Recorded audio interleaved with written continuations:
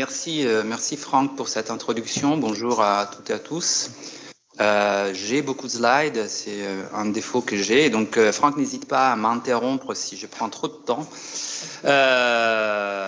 Parce que j'essaie effectivement les problématiques auxquelles on est confronté aujourd'hui avec des grandes questions où va-t-elle l'industrie automobile, comment se positionne-t-elle la filière française. C'est qu'on a affaire à un contexte très complexe, vous le verrez, où il y a beaucoup de facteurs différents qui entrent en jeu. Et donc, pour répondre à cette question de manière satisfaisante, il faut faire un gros tour des différents éléments. J'ajoute que moi je suis chercheur en sciences sociales. C'est pas mon métier de faire de la prospective. Hein. Il y a des gens qui font de la prospective beaucoup mieux que moi. Moi, j'ai plutôt comme métier celui de regarder en arrière pour comprendre comment on en est arrivé là, plutôt que de vraiment me projeter dans l'avenir. Mais je me plie bien à ces jeux-là. D'autant plus que c'est, vous le verrez, assez intéressant d'essayer de comprendre quelles peuvent être la manière dont l'industrie européenne et française va évoluer dans l'avenir. Alors je vais commencer donc de manière assez classique, comme font justement ceux qui font la prospective. Donc on est en 2024, l'objectif c'est de voir, on sera en 2030 ou voir en 2035, puisqu'on sait tous que 2035 c'est une date importante, étant donné qu'à ces moments-là on ne vendra plus, ou peut-être encore, hein, c'est ça aussi l'incertitude d'aujourd'hui, des véhicules thermiques en Europe. En tout cas, on vendra exclusivement des véhicules zéro émission. Hein, il faut quand même bien faire cette distinction avec les e-fuels. Et donc, je vais commencer avec les méga-trends, ces termes qui sont à la mode parmi les prospectivistes, c'est-à-dire les facteurs qui structurent aujourd'hui cette évolution. Et donc, les premiers qui doivent être mentionnés, bien entendu, la crise climatique. L'électrification, c'est une manière de répondre à la crise climatique. Les 10 dernières années ont été les plus chaudes jamais enregistrées depuis qu'on mesure la température sur la planète. La cause de ces réchauffements est bien établie, c'est la concentration des gaz à effet de serre et en particulier des CO2 qui ne cesse d'augmenter. Toute notre économie mondiale est dopée aux énergies fossiles et donc passer des énergies fossiles à d'autres énergies décarbonées, c'est un défi majeur, en particulier pour les secteurs des transports et de l'automobile. C'est pour ça qu'aujourd'hui on commence à douter qu'on puisse tenir l'engagement des accords de Paris.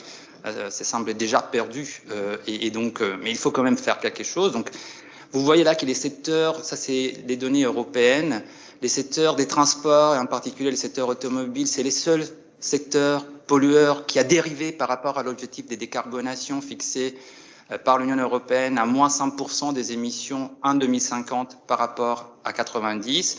Donc c'est les seuls secteurs qui ont augmenté ces émissions au lieu de les baisser. Et donc, ce n'est pas surprenant que lorsque la Commission européenne décide de mettre en place un dispositif qui doit veiller à s'assurer qu'en 2030, on est sur la bonne trajectoire, c'est les secteurs des transports et en particulier les secteurs automobiles qui soient les plus touchés, puisqu'il faut les ramener, vous le voyez, sur cette trajectoire-là. Alors, ce que vous voyez en haut, ce ne sont pas les émissions des voitures neuves, c'est l'émission du parc automobile. Donc, cela permet immédiatement de comprendre que cette correction-là est impossible à obtenir en 2035. On n'y arrivera jamais. C'est juste hors question que les parcs baissent de 50% ces émissions en 6 ans. Mais en mettant fin à la vente des moteurs thermiques en 2035, l'Union européenne pense avoir trouvé la solution pour décarboner non seulement les ventes automobiles, mais à l'horizon 2050, les parcs. On verra tout à l'heure que ce n'est pas aussi évident que ça. Donc d'un coup, suite à ces règles, c'est bien les règles fixées par l'Union européenne, les pénalités, pour ceux qui ne le savent pas, si on ne respecte pas les normes CO2, chaque gramme de dépassement pour un constructeur équivalent à 95 € d'amende par année, multiplié par l'ensemble des véhicules vendus. Donc un gramme, c'est rapidement quelques milliards d'euros, 2 grammes, 2 et 3-4 grammes, c'est la faillite. Donc, les constructeurs sont bien tenus par ces normes. Et donc, on voit qu'effectivement, les parcs, ça c'est les stocks globaux des voitures électriques, a beaucoup augmenté en Europe ces dernières années. Il était presque inexistant il y a 4 ans. Maintenant, 30% des véhicules électriques qui circulent dans le monde se trouvent en Europe. Et donc, les ventes sont censées aussi augmenter très rapidement, ce qui paraissait être le cas justement pour atteindre les objectifs de 2020 et 2021.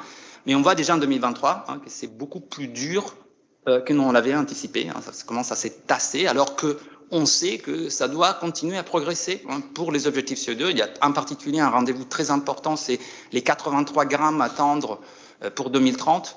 Alors, juste pour éviter quelques confusions, là, c'est les grammes qui sont encore exprimés dans les vieux tests d'homologation. Hein, depuis 2020, on les exprime différemment puisqu'on a introduit les VLTP qui s'est substitué au NDC qui existait auparavant. Mais moi, pour principe de clarté, j'utilise toujours pour vous montrer l'ampleur de la tâche. Il faut donc réduire dès la moitié les émissions. L'objectif qui a été atteint en 2020-2021 avec cette poussée très importante de l'électrification, ben, il faut le doubler. Il faut réduire des 5 à 100% supplémentaires en 2030. Et donc, à ces niveaux-là, on anticipe comme condition nécessaire pour atteindre cet objectif une électrification qui doit être autour des 60-80% du marché.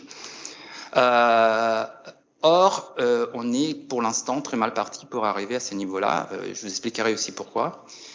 Et il y avait la norme Euro 7 qui ajoutait beaucoup d'incertitudes. On l'a quand même beaucoup dilué pour l'instant, ce qui montre que ces problématiques-là, des difficultés à atteindre l'objectif, commencent à devenir quand même un sujet à Bruxelles. Il y a la clause des revoyures, c'est-à-dire que cet objectif, cette décision de mettre fin à la vente des véhicules thermiques est suspendue en quelque sorte à la possibilité d'un recours en 2026. Et on a entendu Luca De Meo, qui est à la fois le directeur général des Renault, mais aussi les présidents de l'ACA en ces moments, dire de plus en plus souvent ces derniers temps qu'il souhaiterait, j'espère que l'interdiction s'appliquera un peu plus tard, parce que je pense que nous ne serons pas capables de les faire sans endommager toute l'industrie et toute la chaîne des valeurs de l'automobile européenne. Et on entend aussi à Bruxelles des gens qui disaient auparavant c'est pas question, c'est fait, on ne revient en arrière. Maintenant, et ce qui ajoute beaucoup d'incertitudes, parce que je comprends que vous, l'industrie automobile, serait sans doute heureux de voir, peut-être, on verra ensuite, décaler cet objectif-là, par exemple de 2035 à 2040, comme l'industrie l'avait souhaité lors des négociations en 2020-2021. Mais si on fait ça, on ouvre tout un tas d'incertitudes. Quel est les caps? Quels sont les investissements? Quand et comment? Est-ce qu'on accélère à nouveau? Est-ce qu'on revient en arrière en fonction des équilibres politiques? Donc, tout ça, c'est très incertain malgré tout. Alors, il y a d'autres sources d'incertitudes qui sont impliquées par l'électrification, c'est-à-dire que les mondes de l'ICE, les mondes du moteur thermique, étaient, par rapport à ce nouveau monde électrique, beaucoup plus stables. Où il y avait les prix de pétrole, il y avait les prix de matières premières. Grosso modo, les constructeurs savaient dans quel monde ils évoluaient, quelles étaient les technologies, quels étaient les rapports de force. Là, c'est beaucoup plus incertain. Vous voyez là la volatilité des prix des matières premières nécessaires à fabriquer des batteries est juste impressionnant. Les lithium a augmenté des 5-6 fois en à peine 2 ans. Maintenant, ça revient en arrière. Mais cette volatilité signifie deux choses. Signifie, un, que les chimies de batterie, c'est aussi aléatoire, au sens qu'en fonction du prix relatif de telle ou telle matière, c'est telle ou telle technologie qui deviendra d'un coup la technologie qu'il faut avoir. On a vu avec l'LFPP, qu'on ne pensait pas du tout revenir dans la course, et maintenant c'est la technologie qu'il faut avoir pour baisser les prix des véhicules électriques. Et donc les constructeurs doivent être beaucoup plus agiles qu'avant. Donc il y a une logique qui les amène à s'éloigner des principes, des bases du XXe siècle, volume, efficacité, il faut les deux, mais il faut aussi se préparer à cette grande volatilité, ce qui implique pour vous, filière, des incertitudes supplémentaires, parce qu'être agile, ça veut dire que moi, constructeur, je peux passer des 150 en termes de production en fonction des aléas. C'est typiquement la stratégie des Stellantis. Je veux avoir un point de mort le plus bas possible pour être prêt à tout type de tempête. Et pour les équipementiers, c'est beaucoup plus compliqué de suivre ces types de fluctuations. À cela s'ajoute l'inflation des prix de l'énergie qui a fortement affecté la compétitivité du site européen en général par rapport au site américain, au site chinois. Ça a été très important. Donc, source d'incertitude supplémentaire.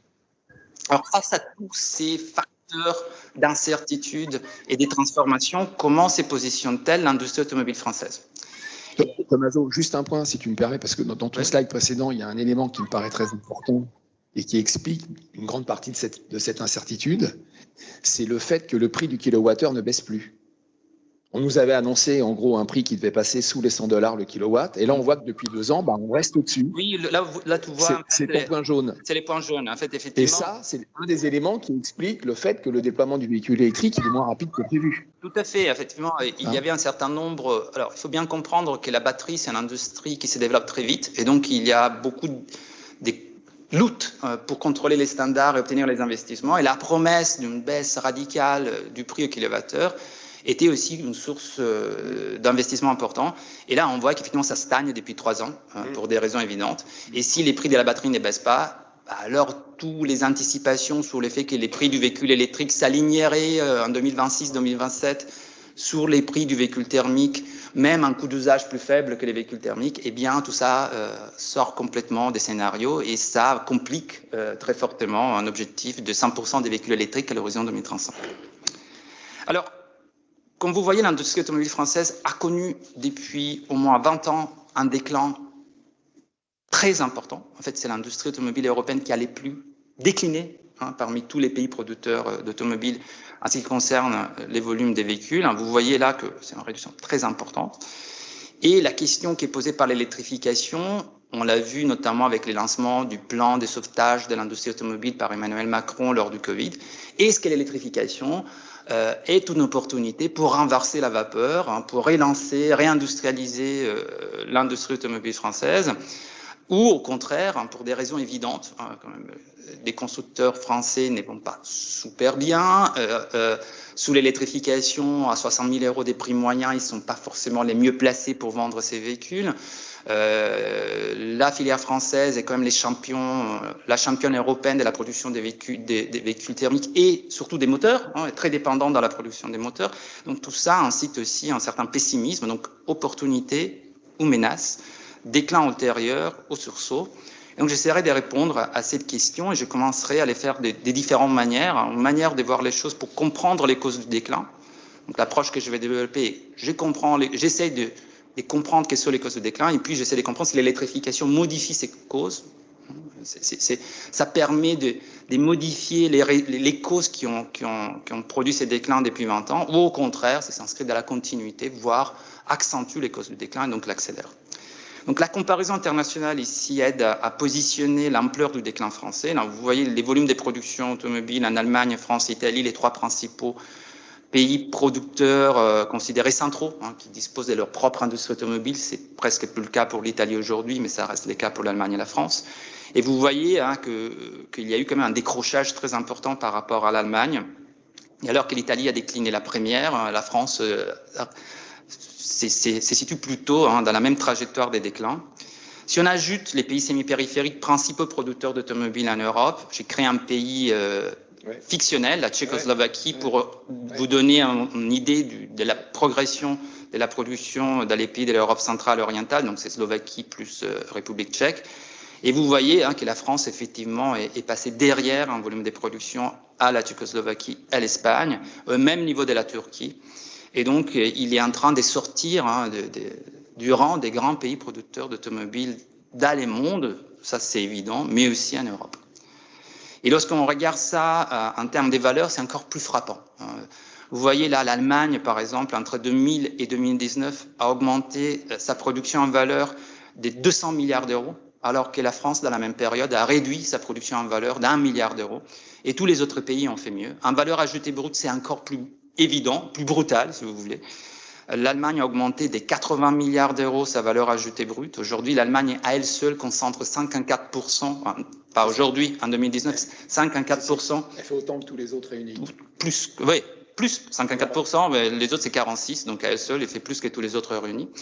En valeur ajoutée brute, alors que la France a perdu en valeur ajoutée brute, 4 milliards d'euros perdus, moins 22%, c'est beaucoup pire que tous les autres. Et bien entendu, un impact sur l'emploi est assez catastrophique, moins 80 000 emplois en France sur cette période, avec des coûts salariaux qui sont beaucoup plus élevés que les concurrents. Donc tout ça crée un contexte très problématique. Tommaso, tu as totalement raison de mettre ça en évidence, parce que c'est un point qu'on suit également. Donc on voit très bien la position de l'Allemagne comme étant très dominante, parce qu'en gros, elle est plus forte que tous les autres pays européens réunis. Mais si tu ajoutes dans ton analyse, si tu prends en compte, par exemple, par rapport à des pays comme l'Espagne ou la Slovaquie et la Tchéquie, si on prend dans d'autres analyses la part des constructeurs allemands, la part de l'Allemagne est encore plus forte.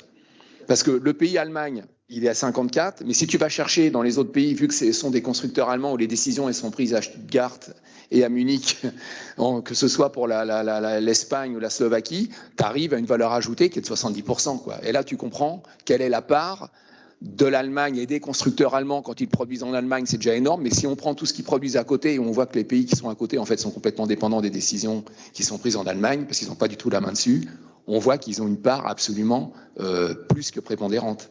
Hein, on y reviendra. Ce sont les grands gagnants de ce processus d'intégration régionale qui a été la création du marché unique. Et on le verra avec les chiffres du commerce extérieur aussi, hein, c'est assez évident. Et donc tout ça, c'est extrêmement problématique. Et lorsqu'on prend, on n'a pas les données complètes, donc la période récente avec les débuts de l'électrification, post-Covid, hein, c'est essentiellement, ça c'est les données 2019-2021, bah, on voit que ça continue de la même manière et que donc les déclins les plus importants, que ce soit en valeur ajoutée, en production, c'est moins vrai en emploi grâce aux mesures des amortisseurs sociaux qu'on a utilisés, c'est en France par rapport aux autres pays. Alors, quelles sont les causes de ces déclins? Alors, il y a une cause efficiente, c'est-à-dire une cause qu'on peut attribuer immédiatement et la visualiser là tout de suite, c'est la délocalisation, c'est-à-dire, c'est pas vraiment de la délocalisation, c'est un choix des localisations. On produit, les constructeurs français, là c'est exclusivement les constructeurs français, produisent de moins en moins des voitures en France par rapport aux voitures qu'ils produisent ailleurs. Donc vous voyez, au cours de la période, on voit la production en rouge, c'est l'Espagne, en bleu clair, c'est les pays de l'Europe centrale orientale, en orange, c'est la Turquie, le Maroc et l'Algérie qui montent beaucoup ces derniers temps. Et quand on les voit en pourcentage, hein, c'est assez évident, on est passé d'une production des véhicules particuliers en France qui était 56% de la production européenne des constructeurs français était réalisée pour les véhicules particuliers en France au début de la période. On est descendu en 2021 à 19%. Et donc c'est clair que les déclins de la production est dû essentiellement à ça. Ça donne un commerce extérieur un solde qui se dégrade très fortement. On voit bien la dynamique, hein, c'est d'abord les constructeurs qui délocalisent, ensuite les équipementiers sont amenés à suivre, et puis finalement, avec 10 années d'écart, aussi les équipementiers deviennent déficitaires. Et sur la fin des périodes, vous voyez en bleu clair la part du véhicule électrique rechargeable dans les déficits, qui est très important, en fait proportionnellement beaucoup plus important que sur les véhicules thermiques. Donc pour l'instant, l'électrification ne renverse pas les déclins, au contraire l'accélère, puisque sur les presque 25 milliards d'euros de déficit commercial engendrés par l'ensemble des produits automobiles en 2023, 10 milliards sont imputables exclusivement aux véhicules rechargeables, c'est 40% de déficit, alors que ça ne représente que 26% du marché automobile français. Les raisons sont claires, les valeurs unitaires de ces véhicules sont énormes, on les importe essentiellement d'Allemagne et en partie de Chine, et donc ça pèse beaucoup sur les commerces extérieurs. Les moteurs, alors les déficits s'augmentent aussi sur les pièces et composantes, et une des menaces qui planent sur la filière française, c'est que vous êtes très fort sur les moteurs thermiques, hein, je ne parle pas forcément de ceux qui sont dans la salle, mais quand je parle de la filière en général, les constructeurs automobiles français ont délocalisé la production des véhicules particuliers, mais pas la production des moteurs. Donc, quand on regarde la répartition de la production des moteurs, c'est 15% de la production européenne des moteurs en 2020 qui est concentrée en France. Donc, il y a une très grande dépendance de la filière française sur tout ce qui est thermique. Et donc, l'électrification représente une très grande menace pour les emplois et les entreprises de la filière. L'emploi décline, hein, vous voyez, hein, c'est évident. En bleu clair, vous voyez l'emploi intérimaire qui sert d'amortisseur, alors qu'on voit vraiment une espèce de diminution administrée de l'emploi, c'est-à-dire on ne remplace pas systématiquement les salariés qui partent à la retraite. Et cela donne une dynamique quand même très dangereuse parce qu'on a des sites qui deviennent plus petits, perdent en économie d'échelle, on investit moins, la main-d'œuvre est très âgée. Et donc, en quelque sorte, l'image d'un site France peu compétitif qui, en fait, n'est pas réel, hein, il y a des vraies sources de compétitivité en France, eh bien, finit par le devenir en raison de cette dynamique. On investit moins, il y a d'autres sites qui sont plus chargés, etc. Donc, et là, il y a, si on s'indexe, hein, le cabinet proche de l'SFDT, 70 000 emplois qui seraient directement dépendants du secteur thermique, qui seraient donc en très grand danger. Et l'Observatoire de la métallurgie l'a dit clairement, même en considérant les investissements en gigafactory, il y a à peu près 15% de l'emploi automobile qui pourrait disparaître d'ici 2025 par rapport au déclin déjà connu. Alors, est-ce que donc la faute est exclusivement aux constructeurs et à leur stratégie de localisation de la production? Alors, je ne les pense pas, parce que les constructeurs français partagent en fait ces déclins-là et ces difficultés-là avec d'autres constructeurs qui ont les mêmes profils qu'eux. C'est-à-dire que quand on prend l'ensemble des constructeurs généralistes positionnés plutôt sous les gros volumes, sur les véhicules du segment A, B et C. Et donc, on a Fiat, on a Renault, on a PSA avec Peugeot et Citroën, on a aussi Opel et Ford. Eh bien, tous, que ce soit en Italie, en France, en Allemagne, on connaît tous la même déchéance, le même destin. Et vous voyez que dans la période 2000-2017, ils ont perdu 2,2 millions de véhicules en production. C'est partagé entre eux. Opel pèse beaucoup, mais tous perdent en production. Ont tous délocalisé, c'est-à-dire ont tous réduit drastiquement leur production dans les bases domestiques. Et la capacité qu'on crée dans les pays de l'Europe centrale orientale ou dans les Maghreb en Turquie est venue remplacer ce qui était perdu chez eux. Et d'autre part, on voit que les seules entreprises qui sont vraiment en croissance en Europe sur cette période sont tous des entreprises premium, sont tous du bloc allemand, BMW, Daimler, les groupes Volkswagen. Et là, on voit que la création des capacités à l'Est vient renforcer la base domestique, il s'est remplacé. Et donc, il y a deux dynamiques vraiment très différentes et je pense que c'est la pointe, une des causes structurelles du déclin aussi de la production automobile française. Comment donc expliquer cette différence? Parce qu'on ne peut pas dire qu'une boîte comme Daimler, dans cette période, a été très bien gérée ou soit particulièrement efficiente. Vous vous souvenez de la fusion avec Chrysler, une catastrophe totale en début de période. Pourtant, il s'en sort très bien. Et des constructeurs qui ont des performances industrielles excellentes, comme par exemple PSA au début, en fin de période, ils s'en sortent très mal. Alors la réponse, c'est que les marchés s'est déplacé structurellement vers les véhicules premium. On a connu depuis 20 ans une montée en gamme du marché européen, des véhicules moyens vendus en Europe, impressionnant. Vous voyez là l'augmentation en pourcentage entre 2001 et 2021 de la masse du véhicule, de la puissance, du prix. Et tout cela, donc, a créé un marché qui est beaucoup plus favorable aux marques premium qu'il ne l'est aux marques généralistes. Et quand on regarde comment les différents groupes des marques se sont comportés face à cette montée en gamme, là, j'ai découpé donc, les données pour les marques premium, les marques généralistes, et Volkswagen à part, puisque c'est comme une marque un peu atypique, c'est la plus chère des marques généralistes, et la seule qui partage vraiment des plateformes avec une marque premium, avec Audi. Et vous voyez que donc tous les marques ont suivi à peu près la même trajectoire, avec Volkswagen étant celle qui est la plus montée en gamme pendant la période. Donc ça, c'est la masse, ça, c'est la puissance moteur, ça, c'est les prix. Et donc, c'est clair qu'à ces jeux-là, si les généralistes augmentent leur prix de la même proportion que les premiums, c'est clair que l'effet, c'est celui-là. Ça, c'est les parts des marchés. Vous voyez qu'à ces jeux-là, les jeux de la montée en gamme, qui est un jeu premium, les généralistes perdent année après année des parts des marchés. C'est inéluctable, c'est-à-dire qu'en montant en gamme, on vend moins des véhicules et on perd des parts des marchés, mais surtout on crée un marché qui est beaucoup plus favorable en termes de pénétration commerciale aux marques du groupe allemand, Volvo ici inclus dans les données, et Volkswagen. Alors la question qui se pose, c'est pourquoi les constructeurs généralistes ont joué les jeux des constructeurs premium? Pourquoi ils les ont suivis dans cette montée en gamme, alors que naturellement, ces constructeurs avaient fait leur fortune dans les années 80-90 en faisant plutôt les contraires, en vendant des véhicules compacts, tous les véhicules mythiques qui ont fait les volumes de ces constructeurs, que ce soit la Fiat Panda, la Uno, la Twingo, la Clio, la Fiesta, l'Opel Corsa, c'était exactement pas ça. Et quand on regarde qu'est-ce qui sont devenus ces véhicules-là au cours des 20 années, ils ne ressemblent plus du tout aux véhicules qui faisaient 400 000 volumes de ventes dans les années 90. Alors, la réponse, c'est que les constructeurs généralistes n'ont pas eu le choix. Parce que cette montée en gamme était réglementée, était dictée, structurée, orchestrée par des règles fixées à Bruxelles. Il y a eu d'abord les normes techniques. Alors, il faut savoir qu'avant la création du marché unique, chaque pays avait un contrôle relatif de ces normes techniques, parce qu'il y avait un contrôle relatif de son propre marché.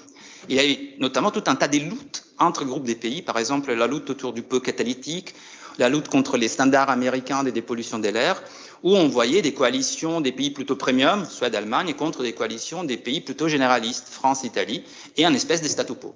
Avec la création du marché unique, il a fallu harmoniser toutes ces normes techniques, puisque les véhicules doivent circuler partout, il ne peut pas y avoir des normes techniques dans un marché qui sont différentes de l'autre.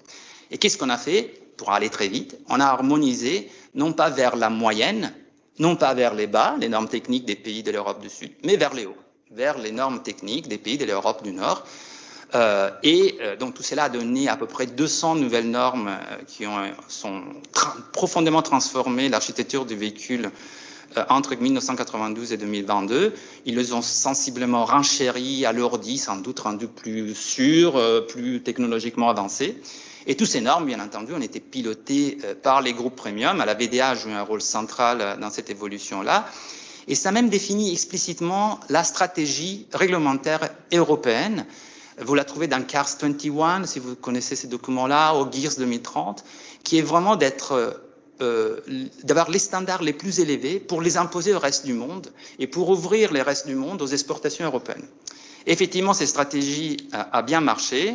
Bon, là, j'évoque les rapports de Delphine Bateau qui montrent à quel point les constructeurs allemands sont ultra dominants à Bruxelles, en poids des lobbies qui, là encore, on est parlé des valeurs, c'est pareil avec les lobbies, à eux seuls pèsent plus que tous les autres constructeurs à Bruxelles en termes de personnes qui sont là-bas pour négocier pour eux.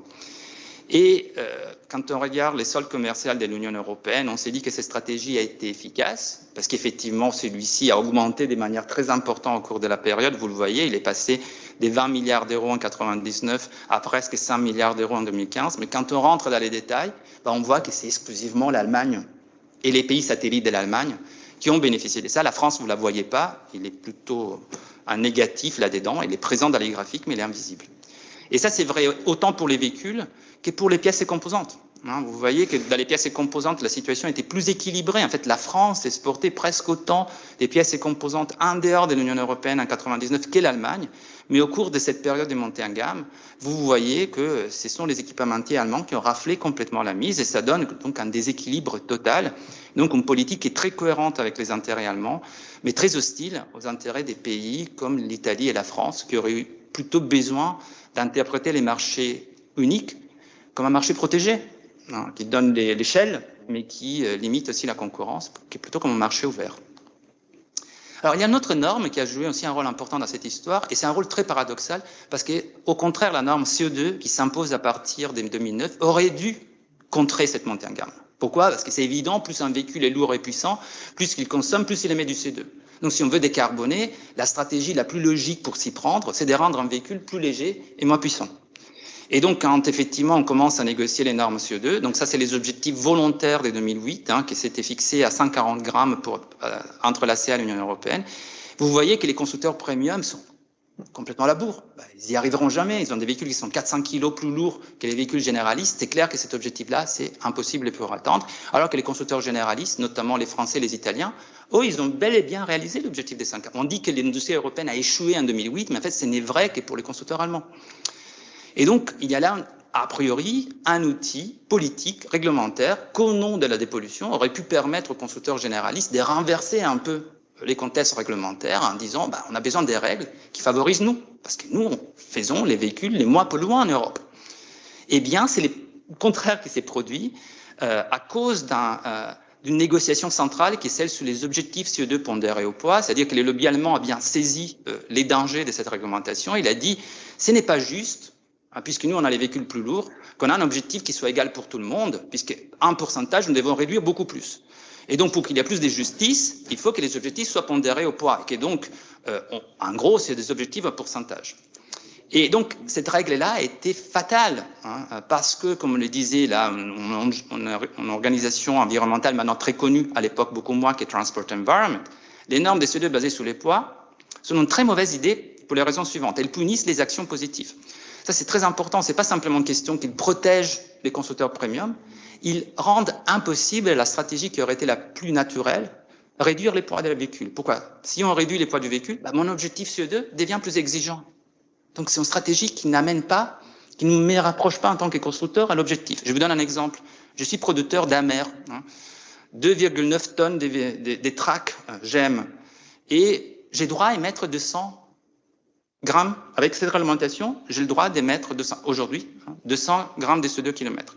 J'ai produit des Clio, 1 tonne 15, j'ai droit seulement à émettre 119 grammes. Mettons que j'ai décidé de décarboner la mer en les rendant plus légers. Ça ne marche pas. Même si j'ai réduit des moitiés les poids du véhicule, je ne me rapproche pas à mon objectif. Je reste exactement où j'en suis. Puisque l'objectif progresse, cela a rendu techniquement impossible ce qui aurait dû être la stratégie technologique la plus logique, rendre les véhicules plus légers, moins puissants, et aussi, bien entendu, moins chers, c'est qu'il aurait favorisé les constructeurs généralistes. Donc c'est vraiment l'arme fatale des constructeurs premium qui ont réussi à l'imposer à la réglementation CO2. Résultat, c'est donc cette montée en gamme réglementée qui, vous voyez, d'un point de vue des réductions des émissions de CO2, c'est une catastrophe. Pourquoi? Parce que si moi j'augmente la masse de mon véhicule des 32%, des 10% et j'augmente la puissance des 40%, en fait, structurellement, j'ajoute 32% d'émissions à mon véhicule. Toute technologie égale par ailleurs. Bien entendu, je dois réduire des 36% dans la même période, donc c'est en fait, je me suis auto-infligé une réduction des 68% d'émissions. Tout ça me permet, bien entendu, d'augmenter les diesels et l'injection directe pour réduire. Mais ça ne fait pas 62%, ça fait 40%. Donc, comment je m'y prends? Eh bien, je triche. Comment je m'y prends? Je me triche. C'est-à-dire, en fait, j'ai réduit des 8%, mais j'ai fait semblant de réduire des 36%. Les Dieselgate, c'est là. Je ne peux pas faire autrement. Si mon véhicule monte en gamme, la solution technologique n'est pas suffisante à réduire les émissions des CO2. Et donc, c'est les Dieselgate. Sauf que les Dieselgate, là on les voit avec la Volkswagen Passat, donc c'est très clair, les constructeurs allemands l'ont compris très vite. Changement de modèle, mon taux d'optimisation passe des 10%, vous voyez, à 30%. Alors, les taux d'optimisation, c'est la triche, c'est pas la triche. Mais bon, c'est une manière de dire, j'ai réduit mes émissions où? Dans les tests d'homologation et pas dans la rue. Et donc les Dieselgate arrivent, mais ça ne modifie pas les règles. Enfin, je ne rentre pas dans les détails, il y aurait beaucoup de choses à dire. Les règles restent les mêmes, les objectifs pondérés au poids restent les mêmes, on change juste des technologies. On prend les diesels, on les sort et on remplace avec des véhicules électriques. Sauf que les mêmes causes produisent les mêmes problèmes. Et donc l'électrique est pris dans une montée en gamme qui est encore plus rapide et encore plus impressionnant que les véhicules thermiques. Là, vous voyez, les véhicules à batterie a pris 600 kg en 10 ans. Et aujourd'hui, donc, vous avez une espèce de paradoxe, qui sont les véhicules les plus légers, donc structurellement les moins polluants, qui vont disparaître. Vous voyez, les véhicules essence en 2001, ça pèse 1315 kg, alors que les véhicules qui les remplacent, ils pèsent entre 1700 et 2300 kg. Et donc, c'est pas surprenant aussi que cela a un impact des prix extrêmement fort. Donc, les véhicules qui disparaissent sont les véhicules qui sont encore relativement abordables, alors que les véhicules qui les remplacent sont à un prix moyen en 2023 des 67 000 euros. C'est 2 fois plus que les prix moyens de la Chine, ce qui montre bien qu'avec d'autres règles du jeu, les véhicules électriques peuvent être abordables, mais ce n'est pas le cas en Europe. Alors, qu'est-ce qui s'est passé dans cette période? Donc, on a abandonné les véhicules électriques conçus pour la ville, avec des batteries faibles, peu d'autonomie, mais entourés par un écosystème qui était censé les promouvoir avec des alliances fortes avec l'État, les bornes de recharge, la commande publique. Vous vous souvenez du plan électrique de la France? Et on est passé à des véhicules qui peuvent en fait s'épasser des bornes de recharge entre guillemets, puisqu'ils ont des autonomies extrêmement importantes, des batteries extrêmement importantes, et des poids extrêmement importants, et des prix extrêmement importants. Alors en Chine, c'est pas passé ça. L'antécédent de véhicules électriques, c'est les low-speed vehicles. On en vendait 8 millions au début des années 2010 en Chine, et on les a gardés parce qu'on a créé des règles qui ont permis de développer ce type de véhicules. Celui-là, c'était les véhicules les plus vendus en Chine en 2020, les GM Wuling. Ils sont très abordables, ils ont des batteries très faibles, ils sont intégrés dans des écosystèmes urbains, ils sont associés à des nouveaux usages d'automobiles et ils se vendent par des centaines de milliers. Donc, même cause, même conséquence. À ces jeux-là, ce sont à nouveau les constructeurs premium qui ont bien entendu la tâche la plus facile. C'est beaucoup plus facile pour eux électrifier. Quand vous vendez un véhicule à 66 000 euros des prix moyens, c'est plus simple pour les véhicules premium qui donc rattrapent les généralistes en part des ventes en véhicules électriques. Pour les hybrides rechargeables, c'est clairement les domaines presque exclusifs des véhicules des marques premium.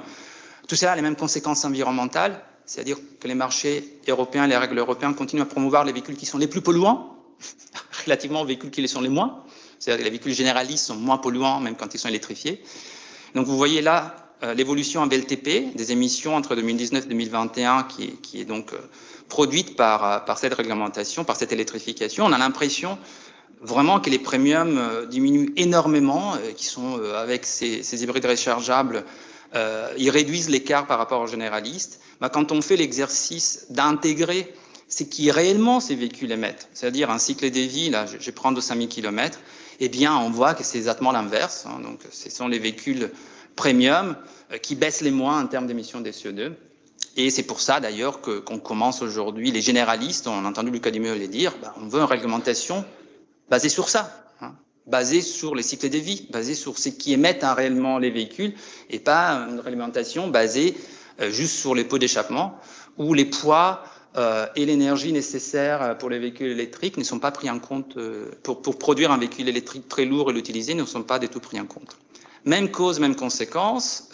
Lorsqu'on regarde les parts des marchés, l'évolution des parts des marchés des différents groupes des marques entre 2019 et 2023, donc avec les débuts de l'électrification, même constat, les généralistes continuent de perdre des parts des marchés, continuent à être squeezés, réduits, compactés entre les premiums et les low cost.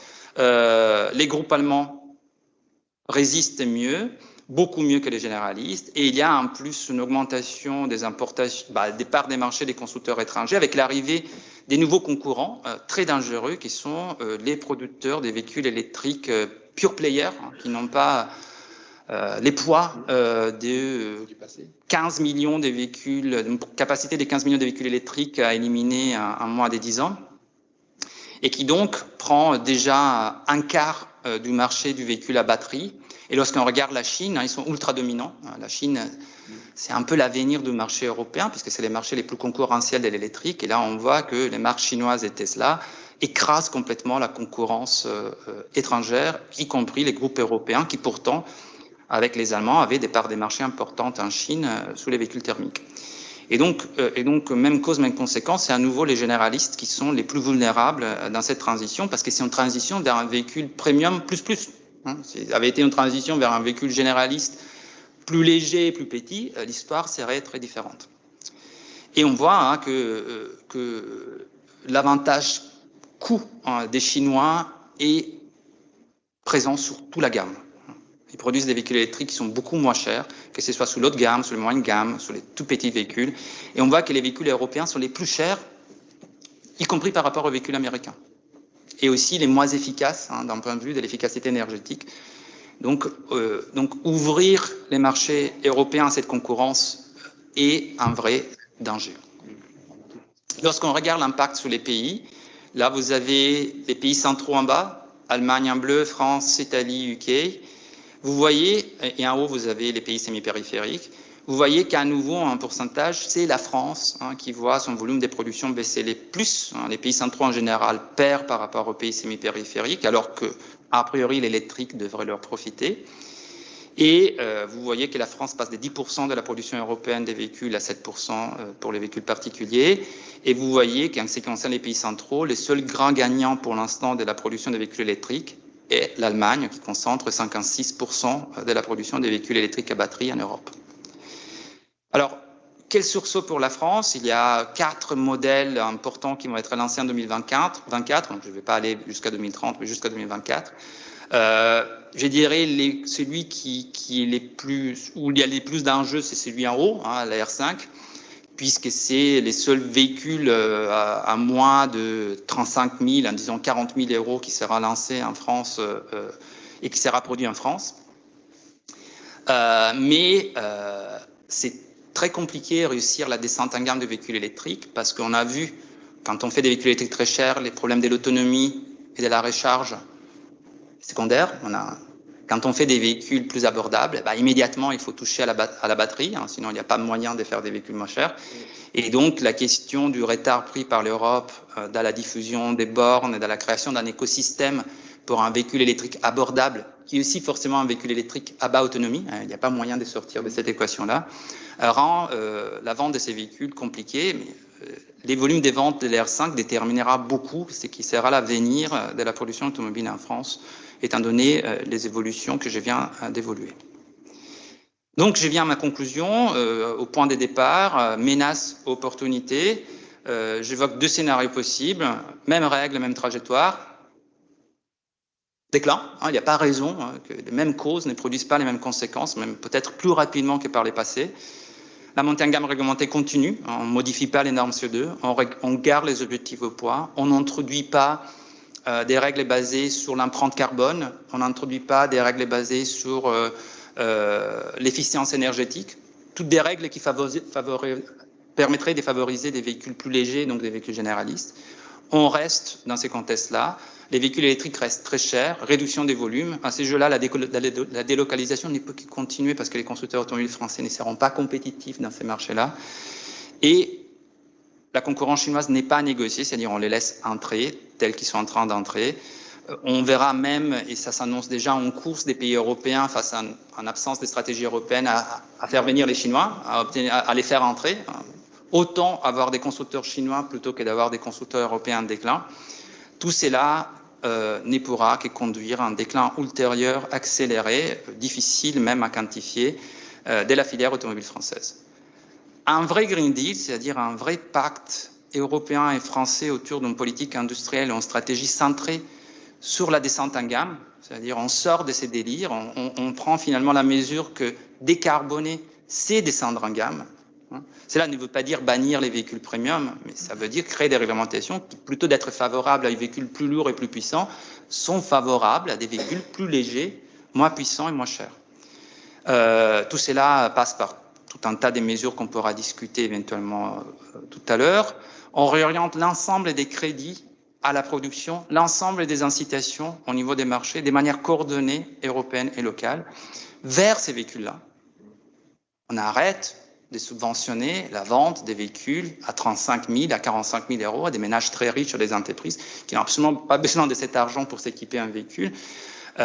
Et on déplace ces incitations vers des produits qui n'existaient pas aujourd'hui. Donc c'est pour ça qu'il faut à la fois la stratégie industrielle et la réorientation des politiques de manière simultanée. On négocie, exactement comme les Chinois ont négocié l'entrée des constructeurs européens et occidentaux en Chine, on négocie l'entrée des constructeurs chinois en Europe. Bien sûr, on ne peut pas les laisser dehors. Imaginez des barrières protectionnistes qui les virent de ces marchés, c'est impossible pour un tas de raisons que tu évoqueras. Mais négocier les conditions d'accès, c'est possible, mais à l'heure actuelle, il n'y a rien. Donc à ces conditions-là, et je pense que un certain nombre d'acteurs commencent à proposer ça, la CA, l'Ucademeo, avec qui j'ai pu interagir un peu ces derniers temps, sont dans cette ligne-là. Il n'y a pas encore d'autres acteurs qui se sont alignés là-dessus. Le gouvernement français, notamment, n'a pas vraiment exprimé une ligne, une stratégie pour son industrie qui s'oriente explicitement dans cette direction-là. Mais je pense que c'est ça la condition pour qu'en 2030, et encore plus en 2035, on ait encore une production automobile en France qui se porte un peu mieux que celle qu'on a aujourd'hui. Tommaso, il y a peut-être un point qu'on peut, avant que tu parles de ton congrès, il y a deux éléments complémentaires par rapport à ce que j'avais dit tout à l'heure, tu sais, sur la baisse du prix au kilowatt. Quand tu regardes aujourd'hui, par exemple, les projections qui sont faites par l'Agence internationale de l'énergie, ils expliquent bien, très très bien, qu'en fait, la baisse du prix du kilowatt, elle n'est pas attendue du fait d'une amélioration des rendements ou de la mise en œuvre de mines supplémentaires, etc. Parce que de ce côté-là, il y a une demande qui est tellement forte. Les rendements étant décroissants par rapport, il faut une tonne de terre pour sortir 20 kg de lithium. Demain, il faut sortir 2 tonnes de terre pour sortir 20 kg, plus tu creuses. En plus, ils ont beaucoup de problèmes hydriques, etc. Donc, des mines, il n'y en a pas tant que ça. Ils n'ont pas tellement d'espoir là-dessus. En fait, ça ne vient pas de là, la baisse du prix. Ça viendrait, selon eux, tout simplement des rendements qui sont appliqués à l'industrie. C'est-à-dire le fait que l'on produise beaucoup plus et qu'on ait, nous, une expertise en tant que producteur, c'est de là que viennent, en fait, l'avantage. Pas de l'extraction de matières premières. C'est intéressant de le voir, hein. Très, très, très clairement. Et l'autre élément, juste pour finir avec ce que tu viens de dire, il y a un élément qui est très fort, c'est que nous, on pourrait avoir un avantage compétitif en France du fait d'une énergie électrique pas chère, ou la plus compétitive. Quand on voit aujourd'hui le prix du kilowatt qui sortirait des centrales, le prix qu'on paye, on aurait un intérêt à produire de la voiture électrique, notamment de la batterie. Et là, on retourne à notre problématique initiale, c'est que Bruxelles, qui est en fait le faux nez de Berlin sur à peu près toutes les problématiques, ne voit pas d'un super bon œil que demain, on ait en France une industrie qui est beaucoup moins énergivore et qui, de ce fait, sur des projets qui sont très énergivores, pourrait avoir un avantage compétitif radical. On le voit aujourd'hui, par exemple, en Allemagne, on a vraiment un phénomène de désindustrialisation. Où vont les producteurs? Ils ne vont pas en France, ils vont aux États-Unis. Alors qu'ils pourraient, pour certains produits, tout à fait venir en France, parce qu'on pourrait être capable de leur donner, là où ça nécessite non pas du pétrole ou du gaz pour fonctionner comme dans la chimie, mais une production électrique de très forte intensité à un prix tout à fait compétitif, mais on ne le fait pas. Et on ne le fait pas pourquoi? Parce qu'on répond à des injonctions européennes qui visent en fait en quelque sorte à priver la France d'un avantage qu'elle pourrait avoir, entre guillemets. Et ça, c'est tout à fait le complément de tout ce que tu viens de dire. C'est-à-dire qu'on voit très bien que la réglementation, ça fait des années qu'on en parle. Lucas Di Meo a pris un exemple, donc on peut le reprendre, mais c'est celui qu'on donne en permanence, c'est d'avoir les mêmes normes d'homologation, que ce soit pour la sécurité active ou passive sur une classe S que sur une Clio. Bah, on se rend bien compte que sur la classe S, même si ça vous coûte 10 000 euros de plus, il n'y a aucun problème parce que le client ne se rendra pas compte. Ça, c'est complètement inopérant. Si tu rajoutes 10 000 euros sur une Clio, tu passes de 15 à 25 000, quoi. Voilà, entre eux. Et on a exactement la même problématique avec l'électrique, en fait, aujourd'hui. Hein. Et par rapport au poids, je termine là-dessus, on voit que les nouveaux véhicules dont tu as parlé, là, que ce soit français ou allemand, même le 3008, dans sa version long range, avec une batterie qui fait 700 km, il fait 2 tonnes 2 à vide. Ce qui est également le poids d'un X1 qui fait lui pas 700 km. Hein, ils font 2 tonnes, 2 tonnes 2. Tu as même des véhicules qui frôlent les 2 tonnes 4, hein, comme les gros SUV électriques. Et même la future Clio, j'ai vu qu'elle était dans une configuration moyenne d'une tonne 5. Pour une voiture qui fait combien? 3,90 m, ça va faire dans ces eaux-là? Un petit peu moins, je crois 3,86, quelque chose. Bon, une Clio aujourd'hui, ça fait 4,05 m, 4,06 m, 0,7 m, ça dépend du pare-choc. Là, on va avoir une voiture qui va reprendre les dimensions qui étaient celles de la Super 5, en fait, qui sera un peu entre les deux. Je rappelle que la première Clio, qui est sortie en 91, elle faisait 3,80 m, je crois, 3,78 m, quelque chose comme ça. La Punto, elle faisait 3,72 m, elles étaient toutes là, les Polos. Donc c'est une voiture qui est entre la Clio d'aujourd'hui et la première Clio de 91. Et ben, en poids, elle va faire une tonne 5. Qui est historiquement, c'était le poids d'une, je sais pas, il y a 30 ans, c'était le poids d'une Mercedes, quoi, d'une série 5 d'il y a 30 ans, en quelque sorte. Hein. Voilà. Je voulais venir sur l'avantage concurrentiel. C'est clair qu'avec l'électrique, les questions des coûts de main-d'œuvre deviennent beaucoup moins importantes parce qu'on a besoin beaucoup moins de salariés pour faire un véhicule électrique. Et pour les gigafactories, un des facteurs décisifs, c'est les coûts de l'énergie, presque plus important que les coûts de la main-d'œuvre. Bien entendu, il faut de la main-d'œuvre, mais ce n'est pas aussi décisif que ça. Et donc, d'un coup, la logique des délocalisations très fortement axée sur les coûts salariaux, mais qui n'est pas simplement la seule raison, parce que c'est peut-être un point que je n'ai pas évoqué, mais qui ouvre d'autres scénarios que je pense sont importants à avoir en tête. C'est-à-dire qu'aucun constructeur va créer des capacités en République tchèque, en Slovaquie, pour détruire des capacités en France. Ce n'était pas ça la stratégie au départ. Ces capacités avaient été créées parce qu'on pensait qu'il y aurait des marchés là-bas. Au départ, c'est ça. Ces marchés ne se sont jamais matérialisés pour les mêmes raisons que tu évoques. Si les problèmes de réglementation européenne expliquent en partie les déclins des ventes dans des pays comme l'Italie, l'Espagne, la Grèce ces derniers temps, parce que c'est des normes qui sont fixées plutôt sur les niveaux de revenus de l'Allemagne ou de la Suède, bah vous imaginez bien que si les mêmes règles s'appliquent à la Roumanie ou à la Pologne, bah c'est clair qu'il n'y aura jamais un marché des véhicules neufs des masses dans ces pays. Donc on a tué nos marchés émergents et on a transformé les filières qu'on avait créées dans les pays de l'Europe centrale orientale pour y produire localement. C'est la Dacia. Ouais. La Dacia naît de ça. La Dacia n'était pas conçue pour être vendue en Italie, en France, en Espagne, en Allemagne, où on se vend très bien maintenant. Ben, elle était conçue pour ces pays-là.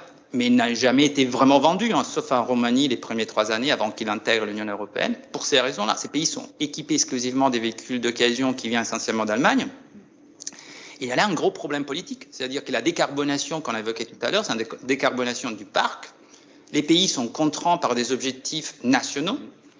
Il y a en plus de cela un marché carbone auquel on n'a pas prêté trop d'attention, qui porte sur les carburants automobiles et qui entrera en vigueur en 2027. Hein, les STS2, on a déjà un marché carbone pour l'énergie, qui a fait par ailleurs contribué à faire augmenter les prix de l'énergie de manière très significative lors de la crise de Covid. On aura maintenant un marché carbone pour les carburants. Alors, qu'est-ce que ça veut dire? Que si un pays comme la Pologne n'arrive pas à décarboner son transport, ce qui paraît aujourd'hui impossible, eh bien, les distributeurs des carburants en Pologne devront acheter des permis à polluer. Donc, la demande pour les permis pollués va augmenter si l'électrification ne tient pas les promesses. Et donc, automatiquement, les prix du carburant vont augmenter de manière absolument indépendante du prix du pétrole. On pourra avoir un prix du carburant qui double ou triple exclusivement à cause de ces marchés carbone. Et si on a des pays qui ne sont pas en mesure d'essayer d'électrifier, qui est la seule manière aujourd'hui en Europe de réduire les émissions de carbone pour les transports, parce qu'il n'y a pas de véhicules pour eux. Et parce que leur industrie ne produit aucun véhicule pour eux. Ils produisent tous des véhicules pour l'Allemagne, la Chine, la Grande-Bretagne. Eh bien, on aura un gros problème politique. Et donc là, il y aurait aussi un autre levier activé, c'est-à-dire quelque chose qui paraît de la science-fiction, reconnecter la production des pays de l'Europe centrale orientale avec leur marché pour que les Green Deals soient en réalité. Parce qu'il faut bien que quelqu'un vende des véhicules à ces pays-là, sinon ces pays-là vont se retrouver dans une situation catastrophique et pas vraiment demain, mais 2028, 2029, 2030, c'est presque demain et ça va se produire très rapidement. Donc la délocalisation a été aussi une autre conséquence de ces règles. Il y aurait eu beaucoup moins de délocalisations si la Dacia avait trouvé les marchés qui lui étaient promis en République tchèque, en Pologne, etc. C'est clair qu'on n'aurait pas réorienté les ventes de ces produits vers l'Europe occidentale et on aurait une production automobile européenne beaucoup plus importante qu'on a aujourd'hui.